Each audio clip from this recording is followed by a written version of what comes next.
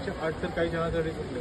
मग तो क्षण कोणता होता, काय चुकी झाली आपल्याकडनं, कुठल्या खेळाडूकडनं चुकी झाली, ती चुकी सुधारायला आपल्याला तेवढा वेळ मिळतोय का? जर आपण नाव बोलतोय त्या वेळेमध्ये आपल्याला तो एवढा वेळ मिळतोय का, ते पण कॅच करणं गरजेचं आहे.